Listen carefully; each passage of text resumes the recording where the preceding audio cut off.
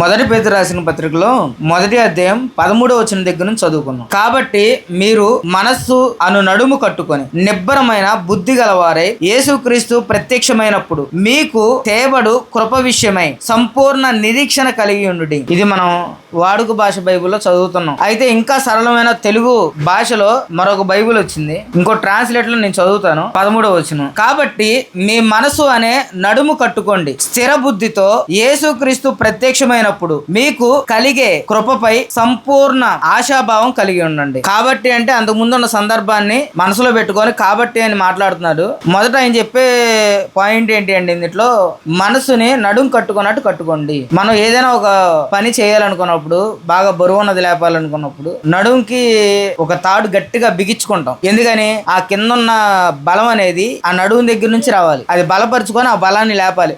మీకు ఇంకా అర్థం కావాలంటే జిమ్ముల్లో కనపడుతుంది. మీకు జిమ్ముల్లో వెయిట్ లేపేటప్పుడు బెల్ట్ కట్టుకుంటారు నడుము. అది లేపాలనే పట్టుదల, అది లేపాలి అంటే ఈ నడుము కట్టుకుంటేనే ఆ బలం, ఆ పట్టు వచ్చింది నడుము బిగిసి. అలాగే ఇక్కడ ఏం చెప్తున్నాడంటే పేతురు, మీ మనసుని నడుము కట్టుకోండి అని చెప్తూ మీరు స్థిర బుద్ధి కలిగి ఏంటంటే స్థిర బుద్ధితో మనసుని నడుము ఎలా కట్టుకోవాలంటే స్థిర బుద్ధితో మనసు కట్టుకోవడం అంటే ఏ విషయంలో మనసు కట్టుకోవాలి? మనం యేసుక్రీస్తుని నమ్మాం, యేసుక్రీస్తు మార్గం మనకు నచ్చింది, ఆయన చెప్పిన మాటలన్నీ నిజం. దీన్ని పట్టుకొని మీరు జీవితంలో నడిచేటప్పుడు దాన్ని చివరి వరకు పట్టుకోండి, అంతవరకు గట్టిగా పట్టుకోండి. అర్థమైందా? మొదట మనం ఏ విషయాలను అంగీకరించావో ఆ విషయాలు నెరవేరే వరకు కన్సిస్టెన్సీగా పట్టుకోండి అని చెప్తున్నాడు ఇక్కడ. దాన్ని ఎలా పట్టుకోవాలంట? మనం పని చేసేటప్పుడు నడుము ఎలా కట్టుకుంటామో మనసును కట్టుకోవాలి, స్థిర బుద్ధితో కట్టుకోవాలి. అంటే దాన్ని చంచలమైన మనస్తత్వం అంటే మీకు అర్థం తెలుసా? అస్థిరమైన మనస్తత్వం పోని మీకు తెలుసా? అస్థిరమైన మనస్తత్వం అంటే ఏంటి? స్థిరత్వం లేకుండా ఉండటం. ఇంతకీ స్థిరత్వం లేకుండా ఉండటం అంటే ఏదైనా సరే, దేంట్లో అయినా సరే స్థిరత్వం ఉండదు. మాటలోనైనా, ప్రవక్తంలోనైనా, పనిలోనైనా, ఇంకా దేంట్లోనైనా స్థిరత్వం ఉండదు. ఇలా స్థిరత్వం లేని వాళ్ళు ఎలా ఉంటారంటే ఒకదాని మీద స్టాండ్ అయి ఉండరు. రకరకాలుగా మారుతూ ఉంటుంది జీవితం వాళ్ళది. వర్క్ పరంగా చూసుకుంటే ఒక వ్యక్తి కన్సిస్టెన్సీగా ఒక వ్యాపారం చేద్దాం అనుకుంటాడు. దాన్ని చేయకుండా ఇంకో దాంట్లోకి దూకడం, దాన్ని చేయకుండా ఇంకో పనిలోకి వెళ్ళడం, దాన్ని చేయకుండా ఇంకో పనిలోకి వెళ్ళడం.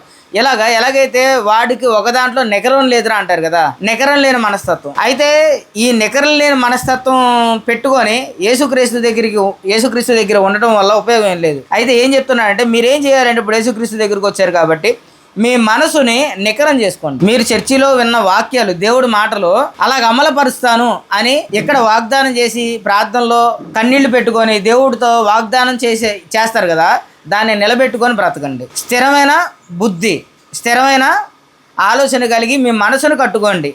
ఎందుకని?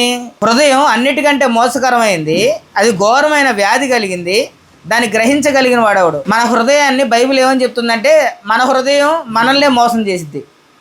పక్కన వ్యక్తి తన అనుకున్న ఉచ్చేసి మనల్ని పడేయటం వేరు, మన హృదయమే మనల్ని పాపంలో దింపడం వేరు. ఇలాంటి బలహీనమైనటువంటి ఈ హృదయాన్ని స్థిరపరచుకోండి. మిమ్మల్ని మోసం చేసే మీ హృదయాన్ని ఆపండి, దాన్ని నియంత్రించడం మొదలు పెట్టండి. ఎందుకు నియంత్రించాలి? ఎందుకు ఎంత కష్టపడాలి?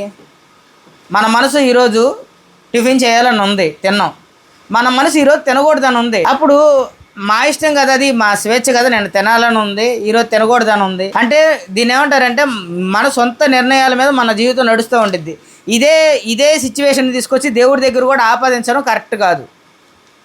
అది తిండి విషయం, అది పని విషయం, అది ఇంకొక విషయం. కానీ దేవుడి దగ్గరికి వచ్చేసరికి దేవుడు ఏమంటున్నాడంటే ఈ విషయంలో మాత్రం మీరు మనసుని నిలకడగా ఉంచుకోండి. ఒక నిర్ణయం తీసుకున్నారు, ఆ నిర్ణయం మీద కట్టుబడి ఉండండి అని చెప్తున్నాడు. 13వ వచనంలో ఏం చెప్తున్నాడు? మీ మనసును కట్టుకోండి అంటే మీరు తీసుకున్న నిర్ణయాన్ని గౌరవించండి, దాన్ని స్థిర బుద్ధితో ఎప్పటికీ చెరిగిపోకుండా ఆజ్ఞల ప్రకారం బ్రతకడానికి ప్రయత్నించండి, బ్రతకండి అని చెప్తున్నాడు.